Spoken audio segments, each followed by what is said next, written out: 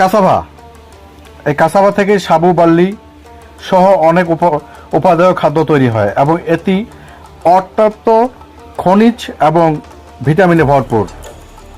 Peanut, চীনাবাদাম, দেখেন কি পরিমাণে চীনাবাদাম ধরেছে। এক একটি বাদামে 4টি করে বাদাম থাকে।